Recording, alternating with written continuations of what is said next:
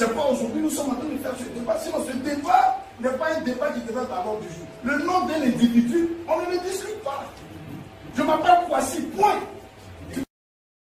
Comme la vie, mais est-ce que le Seigneur parle à un Chinois, mais il parle à un Américain?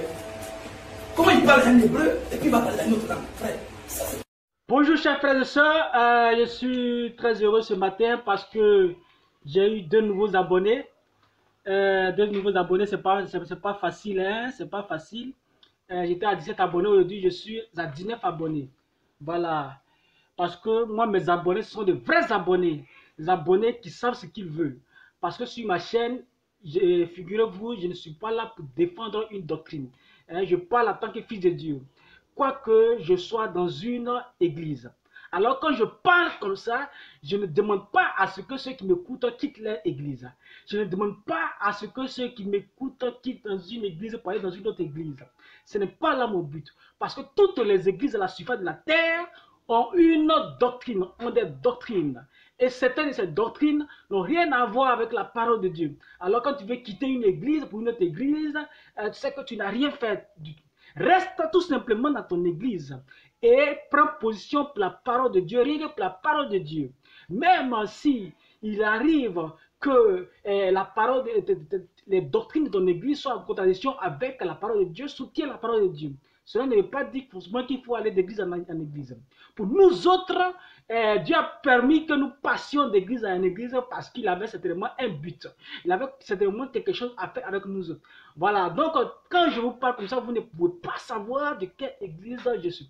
Il y a quelqu'un qui m'a appelé il y a quelques jours de cela pour savoir de quelle église j'étais. Je lui ai dit tout simplement, je ne sais pas comment est-ce qu'il a eu mon numéro, mais je lui ai dit de tout simplement écouter ce que je dis. Peut-être qu'un jour, Dieu me mettra à cœur de dire le nom de l'église où je vais. Ou je dirai tout simplement si c'est une église qui a un nom ou qui n'a pas de nom. Comme ça existe des églises qui n'ont pas de nom. Bien. Donc aujourd'hui, ce sur quoi je vais parler du nom exactement. Hein, du nom. Et dans le christianisme, il faut dire que beaucoup d'églises ne tiennent pas compte de cette histoire de non, par-ci, par-là. Mais il y a un groupe de croyants, un groupe de chrétiens qui ne badinent pas à ce genre de choses-là. Un groupe de chrétiens qui ne jouent pas avec les histoires des noms. Je parlais ici des branhamistes. Donc aujourd'hui, je vais parler des branhamistes, mais pas de tout ce qui concerne les branhamistes. Je parle tout simplement de l'élément qui est le nom. Le nom, les branhamistes ne jouent pas avec. Donc aujourd'hui, parlant de nom, c'est surtout d'eux que je vais parler. Donc sûrement que tu sois branhamiste, que tu sois catholique, que tu sois Assemblée de Dieu, que tu sois Euromission, que tu sois EMSA, je vais aujourd'hui parler des noms dans le branhamisme. Et parlant de noms, il faut dire que ce message sera divisé en trois parties qui sont la première partie va concerner le nom des églises. Voilà, parce que dans le branhamisme, il y a cette histoire de une église ne doit pas porter de nom, une église peut porter un nom. Voilà, donc aujourd'hui, cette question sera tranchée et je crois que par la grâce de Dieu, j'aurai les mots qu'il faut pour pouvoir éclairer ma pensée. Ok, donc la première partie, je parlerai des noms des églises. Est-ce qu'une église doit avoir un nom, mais une église ne doit pas avoir un nom? Deuxième partie, je parlerai du nom du Sauveur, c'est-à-dire notre Sauveur là. Est-ce qu'il s'appelle Jésus ou bien il s'appelle Yeshua? Là aussi, les branhamistes ne jouent pas avec. Il y a un groupe de branhamistes que j'ai suivi récemment sur YouTube qui a fait un débat dessus. Donc, je vais intervenir aussi sur ce point. Troisième élément de ce message, ça sera le nom dans lequel on doit être baptisé. Ça aussi, le branhamisme ne joue pas avec. Voilà, dans le branhamisme, on ne joue pas avec. Est-ce qu'on doit être baptisé au nom du Père, du Fils et du Saint-Esprit, ou bien est-ce qu'on doit être baptisé au nom du Seigneur Jésus-Christ, tout simplement? Là aussi, le brahmin ne joue pas avec. Et aussi, il y a beaucoup d'églises évangéliques qui ont aussi suivi le brahmanisme dans son point de vue concernant le nom dans lequel, ou bien la formule dans laquelle on doit se faire baptiser. Bien. Donc, ici, par rapport au nom des églises, voilà, là, je n'ai pas... Voilà, au nom des églises, je vais vous faire passer un élément vidéo que vous allez suivre. Après quoi, je viendrai intervenir. Voilà. Donc, suivons ensemble.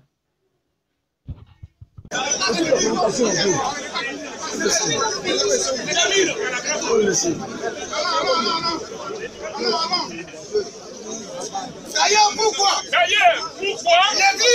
l'église doit-elle porter un nom? Doit-elle porter un nom? Son père se pose la question, mais il n'est pas d'accord. Dans la mesure où nous n'en trouvons aucune trace dans les Écritures. On a pris Jean 1:9. Et il n'est pas concerné, c'est un païen. Parce que la Bible ne dit pas le ministère de la radio. Si je nous démontrer, qui nous démontre cela?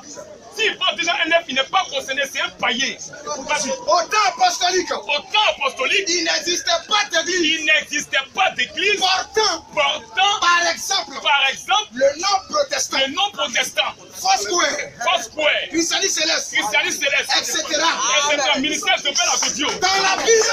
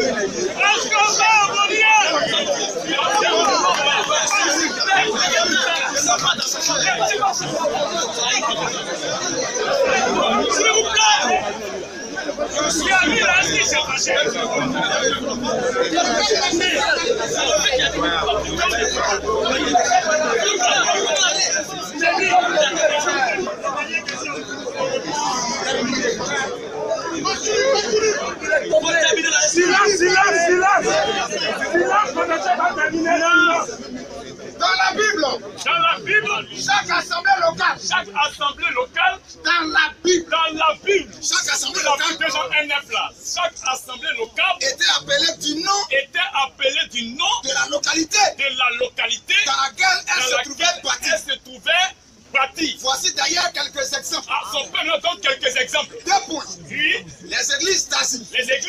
1 Corinthiens 16:19. Ils donnent les versets pour confirmer. Les églises de Macédoine. Oui. 2 Corinthiens 8:1. Ils donnent les versets pour confirmer. Aux églises de Galatie. Oui. Galates 1, le verset 2. Oui. Toutes ces églises qui portent donc des noms blasphématoires. Comme le ministère Sobel à Godio. Parce que tous se reconnaissent dans un groupe. Ils ne sont pas tristes.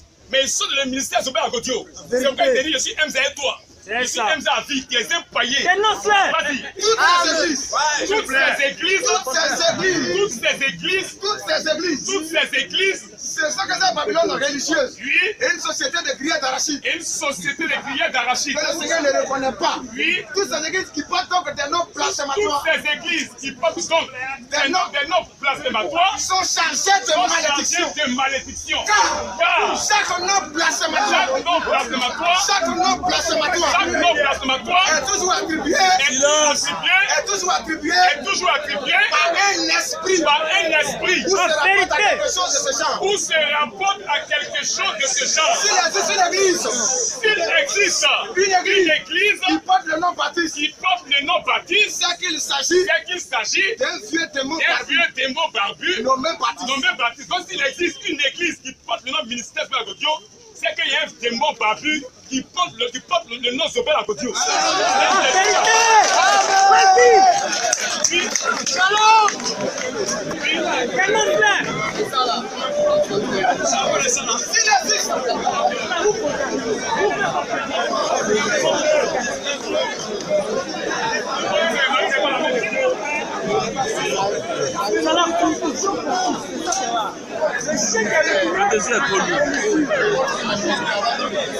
S'il existe une église qui porte le nom baptiste, c'est qu'il s'agit d'un vieux démon barbu nommé baptiste, qui est venu des abîmes de perdition, attribue son nom ce démon Sobel à Godio qui attribue son nom à cette église. à son église ministère Sobel à Godio. Donc, Parce qu'elles tous se reconnaissent en église ministère Sobel à Godio. Regardez, ici ministère Sobel à Godio, assemblée et Dieu nous là. Ce n'est pas de la Bible. Ici, ministère de la Assemblée des grands bassins. Vous voyez, c'est la dénomination, ce qui condamne là. C'est ça, il allait manger le dieu. C'est qu'il a vomi hier, donc c'est un chien, il peut vomir. Mais malgré qu'il a vomi, sa activité chien se manifeste, il se va reprendre la nourriture. C'est un foyer. Vous voyez, si ministère de la maison mère, église mère, ça là c'est la dénomination. Et voici encore. Voici encore. On a bien compris l'essentiel maintenant. On n'a pas encore compris. Le ministère de la Godio. C'est-à-dire, là, ils ne sont pas chrétiens. Eux, c'est le ministère de la Godio. Il y a aussi le ministère de la Godio. Silence, silence. Nado. Pourquoi il fait ça? Nado. Nado, laisse-le. S'il vous plaît, j'ai regardé. Si c'est ça là, j'ai déjà répondu l'écriture. Et peut-être contredit. L'homme de Dieu a été clair dans ce qu'il a dit. Qui porte des noms blasphématoires et fantaisistes. Et il cite. Mais le blasphème c'est quoi? Parce que c'est celui qui blasphème, c'est qu'il donne là qui est blasphématoire. C'est quoi le blasphème? Vas-y, docteur. Alléluia. Je l'ai déjà dit et je le répète encore. S'il vous plaît. L'écriture nous a déjà démontré.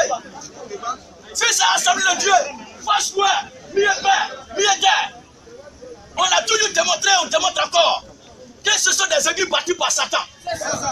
Pourquoi? Parce que l'enseignement qui est dedans n'est pas vrai. Ce sont des dénominations bâties par le diable. Ce sont des noms blasphématoires que ces églises portent. Mais si Zobel Agodio, il écrit sur le bâtiment de prière Zobel Agodio, est-ce qu'il y a un passage de la Bible qui dit de ne pas écrire Zobel Agodio sur le bâtiment? Et encore, si le nom, s'il vous plaît. Ok, donc vous avez bien suivi l'élément vidéo. L'élément vidéo, vous l'avez bien suivi. Je vais relire encore les passages qui ont été cités. Voilà, les passages sur lesquels les branhamistes s'appuient. Certains branhamistes s'appuient pour dire qu'une église ne doit pas avoir de nom. Donc, commençons tout de suite par 1 Corinthiens chapitre 16, verset 19. 1 Corinthiens chapitre 16, verset 19, il est écrit: les églises d'Asie vous saluent. Aquilas et Priscille avec l'église qui est dans leur maison vous saluent beaucoup dans le Seigneur. On va lire aussi 2 Corinthiens 8, verset 1. 2 Corinthiens 8, verset 1. Il est écrit: nous vous faisons connaître, frères, la grâce de Dieu qui s'est manifestée dans les églises de la Macédoine. Ok, vous pouvez aussi lire Galates 1, verset 2. Voilà. Donc ici, ce sont là des versets qui ont été cités. Voilà. Des versets qui ont été cités et sur lesquels les brahmistes s'appuient pour dire qu'une église ne doit pas avoir de nom. Tout simplement parce qu'ils disent que dans la Bible, il n'y a aucun passage qui montre le nom d'une église. Il n'y a aucun passage qui dit qu'une église doit porter un nom. Comme le nom catholique, comme le nom Assemblée de Dieu, comme le nom Rémission, comme le nom Emza. Il dit qu'il n'y a aucune trace dans les églises qui montrent, dans la Bible qui le démontre. Voilà, donc ils sont contre le fait qu'une église va porter un nom. Et que dans la Bible, quand les apôtres voulaient parler de désigner une église, ils désignaient une église par le nom de la localité. Par exemple, l'église de Macédoine, qui se trouvait à Macédoine, on l'appelait l'église de Macédoine, etc. Donc, par exemple, l'église qui se trouve à San Pedro, on doit dire l'église de San Pedro tout simplement. Voilà, donc ils disent que dans la Bible, on ne nomme pas les églises. Bien, donc c'est un peu sur cela que je vais intervenir.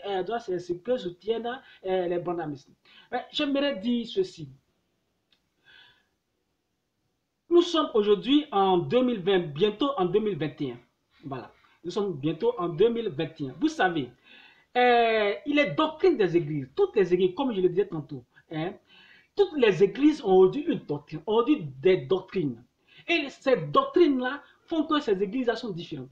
Voyez-vous, j'ai toujours dit que le fait que, ce que j'ai beaucoup reproché au Branham, c'est le fait que chaque église dise qu'à part nous, il n'y a pas de vérité ailleurs. Tout simplement parce que nous sommes différents sur telle base. Voilà. Et là, c'est un peu dangereux. C'est ce qui fait que dans le Branhamisme, il y a plus de 100 divisions. Voilà. Et tous, dans le Branhamisme, plus de 100 divisions. Parce qu'ils sont divisés sur certains points. Mais est-ce que ces points-là, c'est l'essentiel pour le Seigneur Jésus-Christ? Je prends par exemple un exemple. Dans le christianisme, je prends l'exemple du christianisme céleste. Le christianisme céleste qui s'habille en soutane pour aller à l'église. Je prends par exemple le cas de certains branhamites qui vont à l'église avec des cravates. Voyez-vous, ces deux églises sont différentes du point de vue vestimentaire. Mais est-ce que la Bible oblige les gens à porter des soutanes pour aller à l'église? Alors, puisque la Bible n'oblige pas les gens à porter des soutanes pour aller à l'église, si toi qui portes ta soutane pour aller à l'église, ne te moque pas de ceux qui ne portent pas la soutane pour aller à l'église. Parce que Dieu n'a pas recommandé cela. Maintenant, si toi tu ne portes pas la soutane pour aller à l'église, ne t'attaque pas aussi à celui qui porte la soutane pour aller à l'église. Parce que Dieu n'a pas défendu cela. Alors, quand nous sommes différents, quand nous sommes des églises, quand nous sommes différents sur des points de vue, il faudrait qu'on arrive à savoir sur ces points de vue qui nous différencient là, sont selon la parole. Qu'est-ce que la parole a dit par rapport à ça? Par rapport à l'habillement, l'exemple que j'ai pris tout à l'heure. Est-ce que la Bible a dit forcément qu'ils sont habillés en cravate pour aller à l'église? Ou est-ce que la Bible interdit aux gens de porter la cravate? Donc si un pasteur dit à son église, moi dans mon église, je veux que vous mettiez la cravate pour venir à l'église, ça concerne son église. Dieu n'a rien à voir avec ça. Le Seigneur Jésus-Christ, ce genre de choses, il n'a rien à voir avec ça. Donc ce sont des choses qui différencient les églises les unes des autres. Mais ce sur quoi se base l'Éternel, ce sur quoi se base le Seigneur Jésus-Christ, c'est sa parole. Est-ce que ce qu'il a demandé, ce qu'il a recommandé qu'on fasse, ce qu'il a exigé, est-ce que nous le faisons? Est-ce que ce qu'il a défendu qu'on fasse, est-ce que nous ne le faisons pas? C'est cela le problème. Sinon, les histoires de on ne porte pas chaussures pour aller à l'église, on doit porter chaussures pour aller à l'église, ce sont des doctrines. Le Seigneur, lui, n'a rien à voir avec ça. Voilà, il n'a vraiment rien à voir avec ça. Donc, le fait qu'une église va porter un nom, je vais intervenir maintenant. Si il vous plaît que votre église ne puisse pas porter de nom, alors, allez dans les églises sans que les églises ne puissent porter de nom. Mais ne reprochez rien à ceux qui donnent des noms à leurs églises. Sous prétexte que dans la Bible, aucune église ne portait un nom. Mais je vous dis que dans la Bible, tu peux me dire la marque du téléphone de Paul. Tu peux me dire la plaque d'immatriculation de la voiture dans laquelle roulait Pierre. Tu peux me dire quelle était la couleur de la cravate de Jacques. Voyez-vous? Donc, en ce moment-là, il n'y avait pas toutes ces choses. Mais est-ce qu'aujourd'hui, les pasteurs ne s'habillent pas en cravate? Est-ce qu'aujourd'hui, les pasteurs ne roulent pas des voitures? Est-ce qu'aujourd'hui, les pasteurs n'ont pas de téléphone portable? Est-ce qu'aujourd'hui, les pasteurs n'ont pas d'ordinateur? Dans la Bible, vous avez vu des traces dans la Bible, mais ça n'existe pas.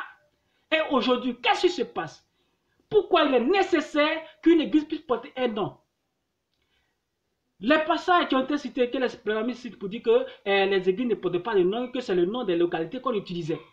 Mais en ce moment-là, qui dirigeait l'église? Qui était le leader de l'église? C'était Paul. Dans toutes les églises, quand on parle d'église, c'était Paul. En ce moment-là. Et tout se pliait aux recommandations de Paul. Aujourd'hui, il y a des églises qui portent soutane pour aller à l'église. Il y a des églises qui ne portent pas soutane.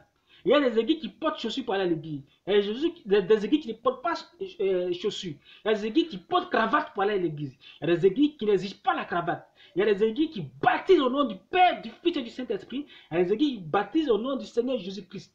Il y a donc une diversité d'églises. D'où la nécessité que des églises soient différenciées par des noms.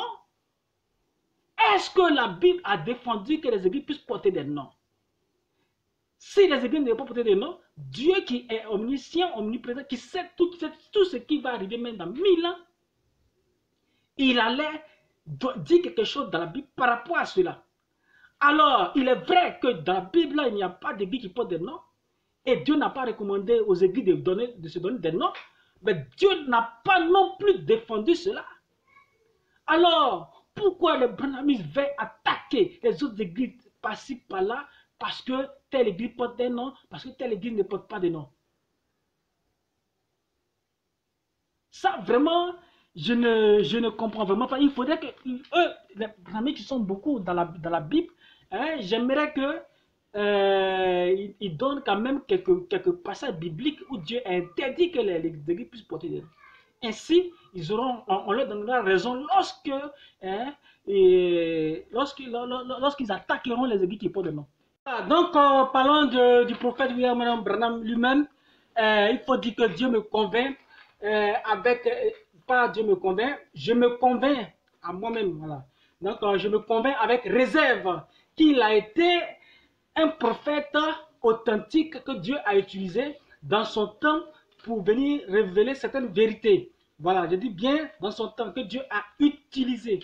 Voilà, au passé composé, pas au présent. Et je dis, je me convainc avec réserve. Ça veut dire que le jour où je verrai une brochure de William Branham où il dit concrètement que lui, il est Dieu au même titre que le Seigneur Jésus-Christ, alors je dirais que William Branham est un faux prophète. Mais pour le moment, ce sont les Branhamistes, c'était les Branhamistes eux-mêmes qui font des commentaires sur ce que William Branham a dit et ils tirent des conclusions pour dire que William Branham était Dieu tout-puissant au même titre que le Seigneur Jésus-Christ et il adore. Certains ont baptisé son nom. Pas tous les Branhamistes, hein, il y a certains qui sont allés jusqu'à croire que c'était Dieu tout-puissant. Pour ceux-là, Branham est un faux Dieu pour eux. Voilà. William Branham devient un faux Dieu parce qu'eux-mêmes sont de faux adorateurs. Parce qu'ils ont adoré celui qu'on ne doit pas adorer. William Branham, je me convainc de dire qu'il a été un véritable prophète, mais un faux Dieu pour ceux qui l'ont adoré. Et ainsi, pendant que William Branham va au ciel, tous ceux qui l'ont adoré vont en enfer. Tous ceux qui ont dit qu'il était Dieu au même titre que le Seigneur Jésus-Christ vont en enfer. Je dis bien Dieu au même titre que le Seigneur Jésus-Christ. On peut arriver à démontrer par les écrits que l'homme est Dieu, mais pas au même titre que le Seigneur Jésus-Christ. Parce que le Seigneur Jésus-Christ était la plénitude de la divinité. Et quand il envoie les prophètes, il ne les envoie pas avec la plénitude. Les prophètes viennent avec des portions de la divinité. Ils ne viennent pas avec la plénitude de la divinité. Et voilà pourquoi Dieu, lorsque il suit son prophète et il l'empêche de faire certaines erreurs, parce que l'homme, le prophète vivant dans une chair, dans un corps, il est constamment attiré par le péché, il est constamment attiré par les erreurs. Mais Dieu lui-même l'empêche de commettre ces erreurs. Mais dans certains cas, Dieu, il permet que celui qu'il a choisi, c'est-à-dire le prophète qu'il a choisi, puisse commettre des erreurs. Quand il dit permet, ça ne veut pas dire c'est lui qui conduit le prophète à commettre des erreurs. Ça ne veut pas dire c'est lui qui pousse l'homme à commettre des erreurs, mais tout simplement il laisse faire. Parce que c'est lui qui empêche, pêche, mais dans certains cas, il laisse faire. Pourquoi laisse-t-il faire? Il laisse faire pour qu'on puisse savoir la différence entre ceux qu'il envoie, les prophètes, et le Seigneur Jésus-Christ, qui était la plénitude de la divinité, qui n'a commis aucun péché, aucune faute. Alors, un prophète, quelle que soit sa grandeur, quelles que soient les révélations qu'il fera, il ne sera jamais le Seigneur Jésus-Christ. Voilà pourquoi Dieu a permis que ceux qui l'envoient souvent ils puissent connaître des hauts et des bas. Savez-vous que Abraham, il a épousé sa demi-sœur. Sa demi-sœur, c'est-à-dire la fille de son père, Abraham. Il a épousé la fille de son père, Sarah. Mais aujourd'hui, c'est une abomination, vous savez. Est-ce qu'aujourd'hui, des gens vont dire que parce que Abraham a épousé sa demi-sœur, alors aujourd'hui, chacun va épouser sa sœur? Est-ce que ça se fait? Même les cousines, mais ça ne se fait pas, ça ne peut pas se faire. C'est une abomination. Donc, les personnages bibliques ont des hauts et des bas. Voilà pourquoi je ne suis pas d'accord avec des gens qui s'appuient sur le fait que Salomon ait eu 1000 femmes, pour dire que la polygamie est une bonne chose. Salomon avait des hauts et des bas. Le fait qu'il ait eu 1000 femmes, est-ce que c'est une recommandation du Seigneur? Voilà, question. Donc, il faut dire que les hommes de Dieu, ce que Dieu utilise, ils ont des hauts et des bas. Donc, ce n'est pas William Branham qui en a été l'exception. Et pour cette question des noms des églises, Dieu a permis que William Branham puisse se confondre lui-même. Voilà. quelqu'un qui a dit, qui dit prêcher sous révélation, ça veut dire qu'il dit, hein, ce qui prêche de Dieu, c'est Dieu qui lui révèle cela. Et dans sa révélation, il dit, dans ce qu'il prêche, il dit que une église ne doit pas porter de nom. Et il combat les églises qui portent des noms. Il les appelle les dénominations. Comme William Branham définit une dénomination, c'est une église qui porte un nom. Point, c'est tout. Aujourd'hui, la définition du mot dénomination a connu une évolution dans le branhamisme. Parce qu'aujourd'hui, il y a beaucoup d'églises branhamistes qui portent aujourd'hui des noms. Donc, ils ont fait évoluer la définition du mot dénomination qui était au départ le fait qu'une église porte un nom. Donc, puisque cette révélation ne venait pas du Seigneur, ce n'était pas le nom du Seigneur, Dieu a permis que William Branham puisse tomber dans ce propre piège. Mais cela ne fait cependant pas de lui un faux prophète. J'ai dit, je me convainc de dire qu'il fut un vrai prophète. Voilà. Tout simplement, cette erreur, je mets sur le compte du fait qu'il est différent du Seigneur Jésus-Christ. Voilà. Donc, tous les prophètes, ils ont des hauts et des bas. Et ça fait partie des bas de William Branham. Quand il dit qu'une église ne doit pas porter de nom, si c'est Dieu qui lui a vraiment révélé cela, parce que les raisonnements qui ont été donnés par rapport au Branham Tabernacle ne tiennent pas du tout la route. Voilà. Ne tiennent pas du tout la route. Dieu révèle qu'une église ne doit pas porter de nom, et celui par qui il révèle donne un nom à son église. Et on justifie cela du fait qu'il avait des problèmes d'impôts et donc il fallait que l'église puisse garder ce nom. Sinon, si ça changeait de nom, il allait payer encore ceci, cela. Mais attendez, de qui parlons-nous? Dieu, créateur du ciel et de la terre, qui, si réellement une église ne peut pas porter de nom, croyez-vous que Dieu n'allait pas faire en sorte que ce nom branhamiste, comment on appelle ce nom, Branham Tabernacle puisse être enlevé sans que rien n'arrive? Aujourd'hui, dans mon pays, ici, à Côte d'Ivoire, il y a encore des églises qui ne portent pas de nom. Mais est-ce que ça a eu des problèmes? Et que ces églises ont eu des problèmes avec comment dirais-je, l'État par rapport aux impôts? Donc, Dieu souverain, à qui appartient tout, qui peut commander toutes choses, si réellement son église ne doit pas porter de nom, il allait faire en sorte que William Branham, dans la localité où il vivait, les cœurs des gens soient touchés afin qu'ils ne puissent pas causer de problèmes à William Branham pour cette histoire d'impôt. Parce que c'est Dieu qui a créé l'homme. Mais celui par qui il envoie le message pour dire qu'une église ne doit pas porter de nom, lui-même, son église a un nom. Et aujourd'hui, les branhamistes essaient de justifier cela pour dire que non, que la dénomination, ce n'est pas le fait qu'une église porte un nom, mais c'est le fait que derrière ce nom-là, elle fait autre chose contraire à la parole. Ce n'est pas la définition que Branham a donnée. Branham a dit que le fait qu'une église porte un nom, c'est démoniaque. Et ce qui a été repris par Zobel Agodio tout à l'heure, c'est cela. Hein? Zobel Agodio qui lisait les brochures de William Branham. C'est appuyé sur ça pour dire qu'une église ne doit pas porter de nom, que dans la Bible, il n'y a pas de trace où une église a porté un nom. Et il a dit, mais celui qui le remplace aujourd'hui, Julien de la Kekova, c'est un homme vraiment très rusé, qui croit toujours Zobel Agodio, mais qui ne croit pas celui à qui Zobel Agodio croit. Celui qui a enflammé par ses brochures Zobel Agodio. Zobel Agodio était un lecteur des brochures de William Branham. Donc, si Gédéon de la Tchétchova a été enflammé par Zobel Agodio, c'est que Gédéon de la Tchétchova a été enflammé par les brochures de William Branham. Mais lui-même, comme il ne maîtrise pas ces brochures de William Branham, il s'est retiré carrément. Voilà. Donc, il a usé par cette vidéo-là, et je vous donne le lien pour que vous puissiez bien la suivre. Le titre de la vidéo, c'est La ruse de Gédéon de la Tchétchova. La ruse de Gédéon, voilà, je crois. Donc, c'est un peu c'est le propre même des branhamistes actuellement. Voilà. Aujourd'hui, tous, ils ont commencé à se donner des noms. Parce qu'ils voient que le nom est nécessaire, puisque les églises sont aujourd'hui différentes. Même dans le branhamisme, il y a près de 100 divisions. Donc, s'il n'y a pas de nom, vraiment, on ne va pas se retrouver. Alors, ils vont donner une autre définition au mot dénominationnel. Donc, lorsque Gédéon de la Tchétchova dit que, lorsque son père dit que les églises ne doivent pas porter de nom, comment il a appelé ça, blasphématoire, ça veut dire que tout simplement, ça dépend de ce qu'on fait dans l'église. Qu'une église peut porter un nom, mais il faudrait que ça soit blasphématoire. Blasphématoire, ça dépend de ce qu'on fait. Or, son père, Zobel Agodji, a été clair pour dire qu'une église ne doit pas porter de nom parce qu'il n'y a pas de traces bibliques qui montrent qu'une église doit porter de nom. C'est ça que le prophète même a donné.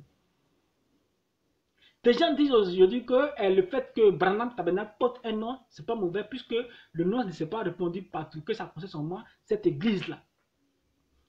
Et que la dénomination, ça c'est une autre définition de la dénomination. Voilà. Donc, comme je l'ai dit, la définition de la dénomination évolue dans le brandamisme. Donc, une autre définition de la dénomination, c'est que une église peut porter un nom, mais il ne faudrait pas que ce nom-là soit répandu dans toutes les localités. C'est-à-dire qu'à San Pedro ici, l'église de San Pedro peut porter un nom. Voilà. Par exemple, tabernacle, Péniel tabernacle de San Pedro. Et puis, à Divo, on peut dire par exemple tabernacle du roi de San Pedro, de Divo. Voilà. C'est-à-dire qu'un autre nom différent. Donc, le fait que ça soit différent là, hein, c'est la même église, mais le fait que les noms soient différents là, ça veut dire que ce n'est pas une dénomination. C'est une autre définition de la dénomination que donne le brandamisme. Mais où allons-nous? Vous êtes tombé dans le piège parce que ce n'était pas une révélation du Seigneur qu'une église ne doit pas porter de nom. Repentez-vous. Une église ne doit pas porter de nom. Cette prédication, c'est démoniaque, diabolique, tout simplement. William Branham lui-même. Et il dit que lui-même, il n'est pas d'accord avec que son église puisse porter ce nom. Ça veut dire que la définition que vous donnez du fait que, puisque c'est Branham Tabernacle seulement qui a gardé le nom et que ça ne s'est pas répondu partout, alors Branham Tabernacle, ce n'est pas une dénomination. Branham Tabernacle est une dénomination selon William Branham parce que Branham Tabernacle porte un nom. Donc si Branham Tabernacle porte un nom, c'est une dénomination. Et pourquoi c'est une dénomination? Donc Dieu, là, ouvre les yeux aux gens, aux filles de Dieu, qu'ils soient branhamistes ou pas, pour dire que le fait qu'une église, le fait qu'on enseigne qu'une église n'a pas porté de nom, ça ne vient pas de Dieu. Bien, donc on va entamer très rapidement. Pour cette partie, vous avez vu que je n'ai pas utilisé des versets bibliques pour essayer de contredire. Voilà. Ben, tout simplement, j'étais en train de montrer qu'il n'y a pas de versets bibliques aussi qui disent qu'une église ne doit pas porter de nom. Tous les exemples qui ont été donnés ne disent pas qu'une église ne doit pas porter de nom. Où il est écrit qu'une église ne doit pas porter de nom. Il n'y a pas de preuve biblique. Voilà. Mais pour la deuxième partie, vous verrez certainement beaucoup de passages bibliques par rapport au nom que doit porter le Sauveur. Est-ce que c'est Jésus ou bien est-ce que c'est Yeshua? Donc, sans plus tarder, suivons l'extrait vidéo et nous revenons. Que le Seigneur nous bénisse. Je crois qu'on est déjà en plein dans le sujet. Mais je voudrais emboîter aussi le pas au frère Akilas qui, dans le début de son introduction, a dit qu'il souhaitait remercier le frère vraiment d'avoir organisé une telle cérémonie, une telle occasion. Dire aussi à mon frère Thierry que m'excuser auprès de lui parce que tout à l'heure quand on était en salle, je n'étais pas dans le but de le mettre dans un état second. C'était simplement parce que chacun a son point de vue. Donc, comme il a été demandé d'émettre le point de vue, c'est pas que j'ai dit ce que j'ai dit. Mais que le Seigneur nous bénisse tous. Ce que je voulais dire, pour entrer dans les vies du sujet, vous savez, en réalité, le nom d'un individu ne devait pas faire débat. Ce débat auquel aujourd'hui nous sommes invités ne devrait pas être un débat existant. Ce débat ne devrait pas exister. Dans la logique des choses, ce débat ne devait pas exister. Mais nous n'accusons pas nos frères qui ne croient pas comme nous. Nous accusons plutôt les traducteurs. C'est les traducteurs qui ont créé ces problèmes. Pour mettre fin à ce débat, nous allons évoquer ici la présence d'une Bible. D'une Bible. Une Bible qui dit Jésus-Christ et une autre Bible qui dit Yeshua Mashiach. Maintenant, l'exercice sera quoi? Il nous sera demandé de choisir dans les deux Bibles à qui lire ou bien quoi lire. Parce que celui qui a traduit, Louis II qui a traduit en français et qui a dit Jésus-Christ, n'est pas plus qualifié que celui qui a traduit et qui a dit Yeshua Mashiach. Il n'a pas plus de qualification que lui. Vous voyez? Mais seulement la possibilité d'avoir des autres Bibles ne nous ont pas été données, étant donné la sérénité de l'œuvre. C'est pourquoi aujourd'hui nous sommes en train de faire ce débat. Sinon ce débat n'est pas un débat qui devrait être à l'ordre du jour. Le nom d'un individu, on ne le discute pas. Je m'appelle Kwasi, point. Tu m'appelles Kwasi ou tu m'appelles pas Kwasi. Je m'appelle Déo, point. Quand je vais en Chine, c'est Déo. On ne devrait pas supplier quelqu'un pour appeler un individu. Et ici aujourd'hui, vous aurez l'occasion d'entendre la vérité essentielle, ce que nous appelons la vérité essentielle, sur le débat du Nord. D'abord, on va prendre un verset biblique rapidement, pour voir quelque chose. Je suis dans Actes chapitre 26, le verset 14. On va d'abord la lire dans deux Bibles. Nous allons lire cette vérité-là dans deux Bibles. Mais d'abord, premièrement, nous allons lire ça dans la Bible que nous avons l'habitude de lire. Et ensuite, nous allons lire ça dans une autre Bible qui n'est pas aussi disqualifiée, qui n'est pas moins qualifiée que cette Bible que nous avons l'habitude de lire, mais qui dit les choses autrement. Voilà. Donc je lis à partir du verset 13, acte 26. Il dit, vers le milieu du jour, ô roi, je vis un chemin resplendir autour de moi, et ça c'est l'apôtre Paul qui parle, et de mes compagnons, une lumière venant du ciel, et dont l'éclat surpassait celui du soleil. Le verset 14. Nous tombâmes tous par terre, et j'entendis une voix en langue hébraïque. Saul, Saul, pourquoi me persécutes-tu? Il te serait dur de réserver contre les aiguillons. Donc, sans commentaire fait, ici, c'est la voix qui lui a parlé en langue hébraïque qui continue de parler. Saul, Saul, voilà. Il te serait dur de réserver contre les aiguillons. Maintenant, Paul le reprend. Comme lui étant hébraïque, ne croit pas parler français, parce qu'en ce moment, le français n'existait même pas. Ne croit pas parler français avec la langue qui s'adressait à lui en langue hébraïque. Lui aussi, comme il comprend la langue qui lui est dans laquelle celui qui lui parle, son interlocuteur lui est parlé, il répond aussi. Logiquement, en langue hébraïque, il dit, je répondis, qui es-tu, Seigneur? Et le Seigneur dit, je suis. Et c'est là, c'est avec ça que nous ne sommes pas d'accord. Je suis Jésus que tu persécutes. Ça, c'est pour ce qui est de lui, c'est bon. Mais regardez, le même verset ici, le même verset de la Bible, dans une autre version qui dit, mais je dis, qui es-tu, Adam? L'Adam dit, moi je suis Yeshua que tu persécutes. Voilà là où demeure le problème. Voilà là où demeure le problème de la confrontation. Alors, dans ces deux Bibles, que choisirons-nous? Je crois que le temps nous est donné. Voilà, le temps, je crois que le temps nous est imparti. Vous venez exposer, comme nous sommes à la phase introductive, le temps nous sera donné de bien exposer et d'exposer vraiment de façon claire sur cette affaire du nom, pour qu'on n'en parle plus une fois pour le bon. Donc, nous interviendrons ici avec plusieurs Bibles, parce que personne n'est plus qualifié que l'autre, les autres ayant la même qualification. Je vous remercie tout à l'heure pour viendront. Merci. Voilà, on avait 25 secondes. Sur les 10 minutes. Il n'y a pas de commentaire. On va passer rapidement au deuxième groupe. Si c'est le frère Thierry. Voilà. Amen. Amen. Que le Seigneur bénisse tous les frères qui sont ici présents. Et avant de commencer, je bénis d'abord tous les frères qui sont là, tous les frères qui ne sont pas là, tout cela c'est la volonté de Dieu, il ne va subir. Et particulièrement cette assemblée aussi qui nous reçoit. Vraiment pour trouver une salle pour que ce échange-là puisse avoir lieu. Franchement, c'était un peu compliqué. Et par la grâce de Dieu, le frère Denis n'est pas passé par le dos de la prière. Il a dit vraiment, venez, on va vous recevoir, il y a la roi déjà, la femme est vraiment à l'aise. Là, je veux vraiment bénir cette assemblée et particulièrement le pasteur Denis. Je lui dis merci beaucoup et je vais le bénir ça. Ok. Quand les frères sont passés par Salam, et ils sont venus me voir pour un débat sur le nom en fait de Yeshua Mashiach.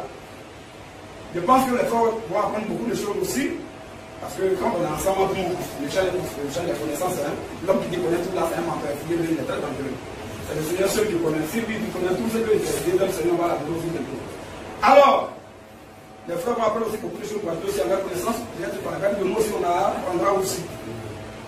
Et quand le frère Audin dit que n'importe quand ils sont venus me voir, j'avais voulu qu'il y ait un débat. Un débat au Carrefour Gandhi, comme je tenais là-bas le jeudi. Je leur ai dit, vraiment, c'est très bon. le fait que vous êtes déplacé de Makoni jusqu'ici là, vraiment c'est un grand effort. Alors, je vous remercie pour cela. Mais je pense que quand on fait un échange ou un débat, c'est pour la gloire du Seigneur, pas pour la gloire humaine, pas pour se glorifier ou bien se jouer les connaisseurs. Non. Alors, je leur ai dit, quand c'est un débat, je suis dans le débat, et moi, débat par la grâce du Seigneur, je ne peux pas devant le débat. Impossible.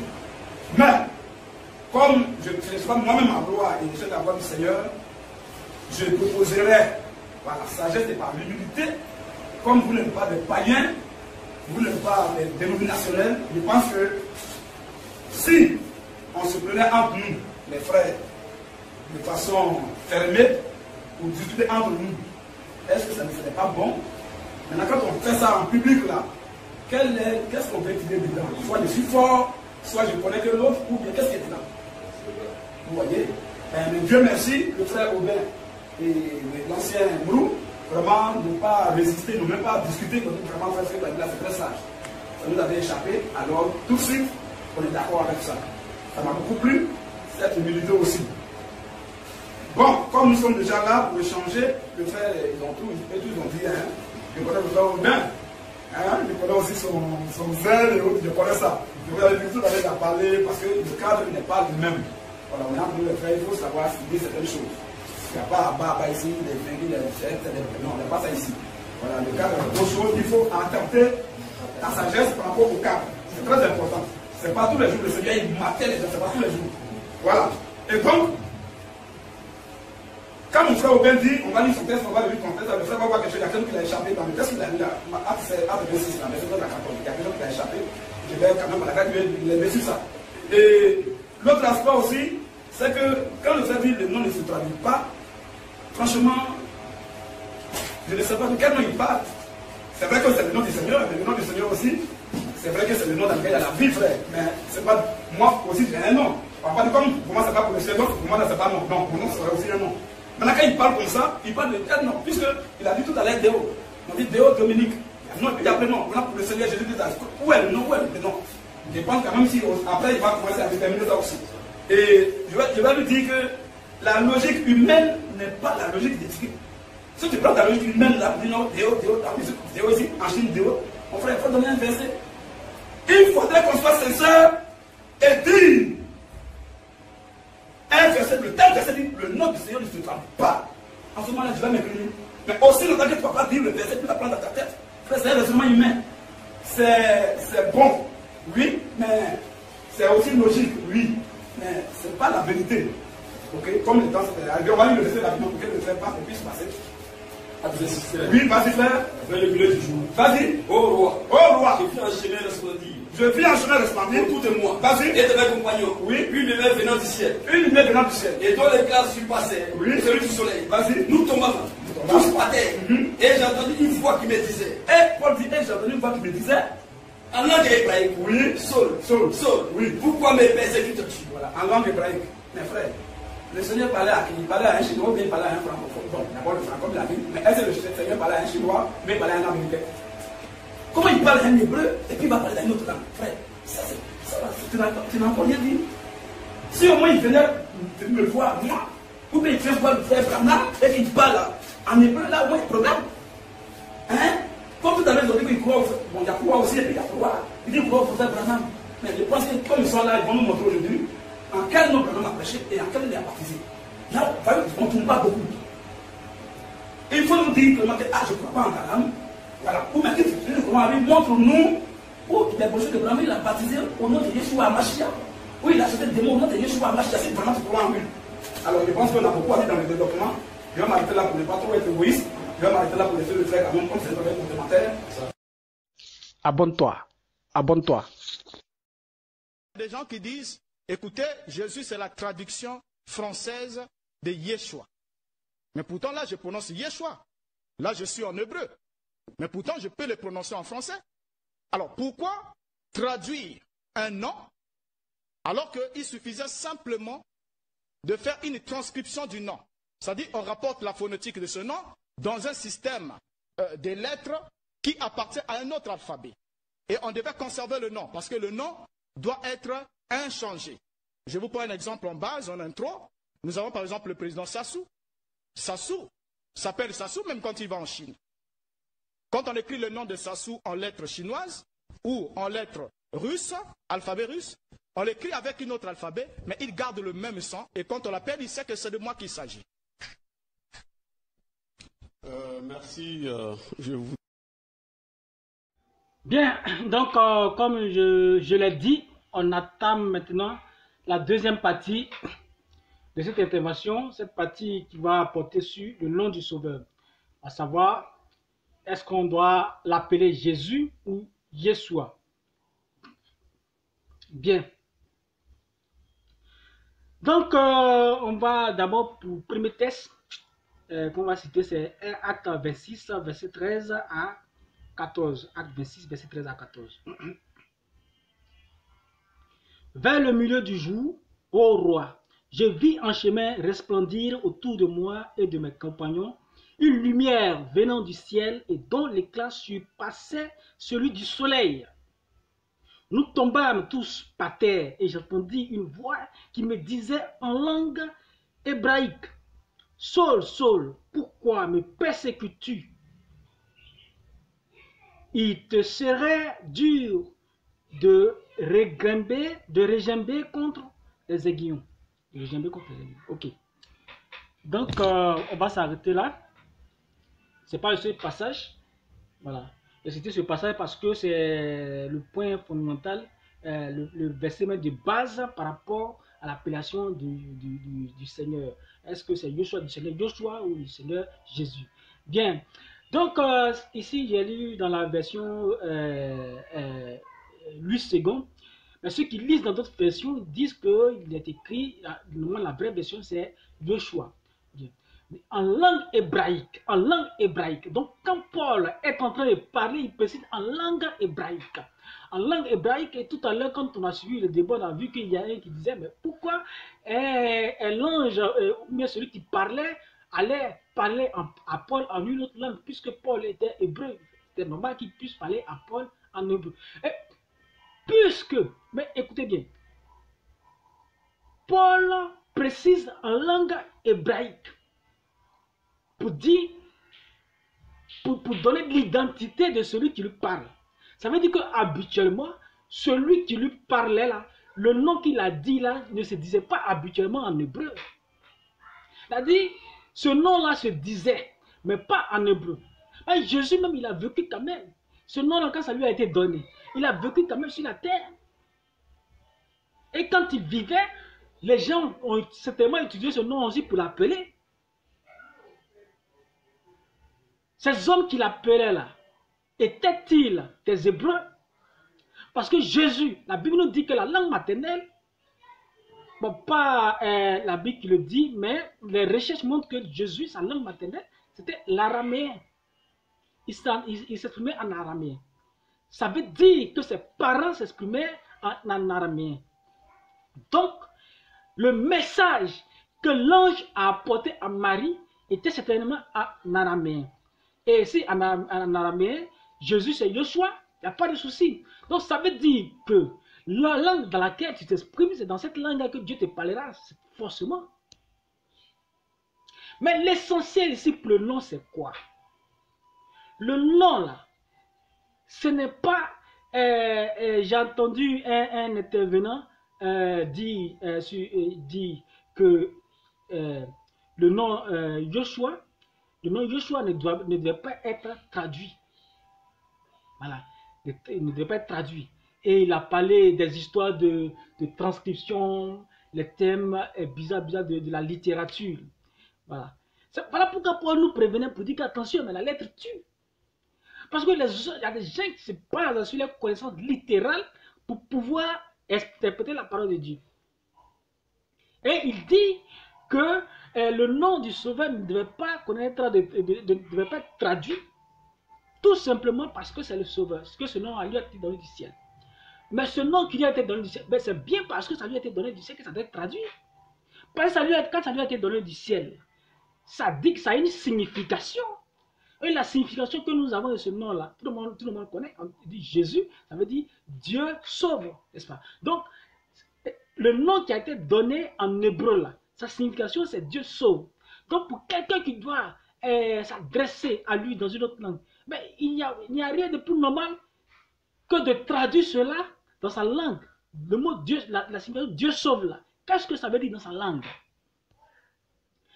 Parce que, figurez-vous, il y a des mots qui ont d'autres sens dans certaines langues. Par exemple, quand je prends par exemple le mot, comment dirais-je, bêté, le mot bêté, ici en Côte d'Ivoire. Dans certaines langues, le mot bêté signifie rat. Alors, si quelqu'un s'appelle par exemple bêté, on lui donne un nom, on dit que dans une langue, le nom du sauveur s'appelle bêté. Et puis, par exemple, un Nani qui veut prier le sauveur, son nom qui lui avait été donné en langue Bété. On dit ton nom s'appelle Bété. Mais lui veut prier le sauveur dans son ethnie Agni. Anani, Bété, ça veut dire rat. Donc, en prononçant le mot Bété, il est en train de. Ça veut dire que son sauveur, il appelle rat. Donc, la signification de Bété, là, lui va trouver ça en Agni. Et ça existe. Ça existe dans toutes les langues. Ça existe dans toutes les langues. Les mots n'ont pas le même sens. Un mot, lorsqu'il est prononcé de la même manière, il peut avoir un autre sens. Donc, pour ce qui est du nom du sauveur, mais des noms en général, donc par la Bible, ne pensons pas tout de suite à l'aspect phonique et graphique. Ne pensons pas tout de suite au signifiant, mais plutôt au signifié, c'est-à-dire le sens. Quand la Bible parle de nom, pensez tout de suite au sens. Et on va lire des passages pour que vous puissiez mieux comprendre.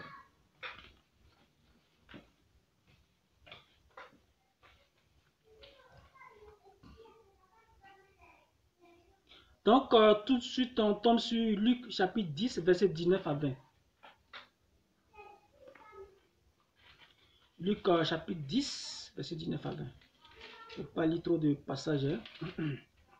Chapitre 10, verset 19 à 20. Et il est écrit: Voici, je vous ai donné le pouvoir de marcher sur les serpents et les scorpions et sur toute la puissance de l'ennemi, et rien ne pourra vous nuire.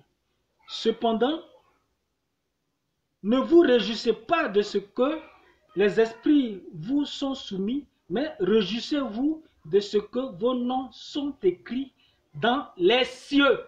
De ce que vos noms sont écrits dans les cieux. Les noms qui sont écrits dans les cieux. Est-ce que mon nom qui est écrit dans les cieux, c'est Charles Domaine Niali? Donc, de ce que vos noms sont écrits dans les cieux. On va lire encore Philippiens 4. Bon, on va tomber directement sur Apocalypse chapitre 3, verset 5. Apocalypse 3, verset 5.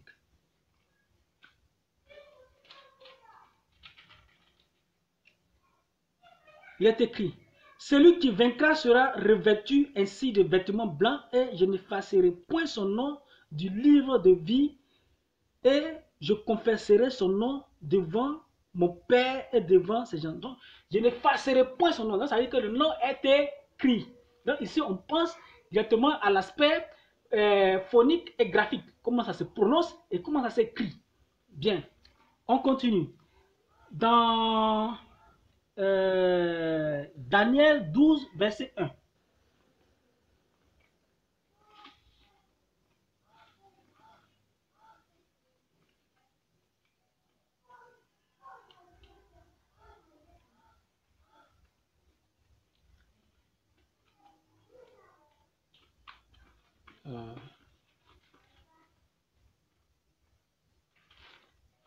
Daniel 12, verset 1. Il est écrit: en ce temps-là se lèvera Michel, le grand chef, le défenseur des enfants de ton peuple.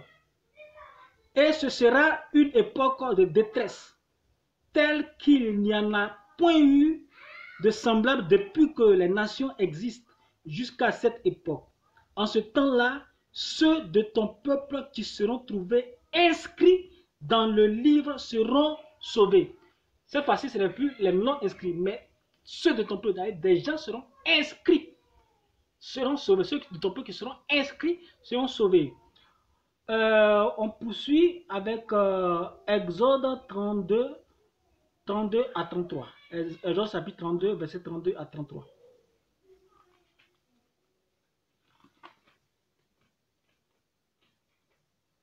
Comme je vous l'ai dit, j'allais utiliser beaucoup de passages bibliques. Bien, Exode 32, verset 32 à 33. Il est écrit: pardonne maintenant leurs péchés, sinon efface-moi de ton livre que tu as écrit. L'Éternel dit à Moïse: c'est celui qui a péché contre moi que j'effacerai de mon livre. Donc, cette fois-ci, ce n'est plus les noms, mais ce sont les personnes même qui sont effacées, ce sont les personnes qui sont écrites, ce sont les personnes qui sont effacées. On continue dans Actes chapitre 4, verset 12.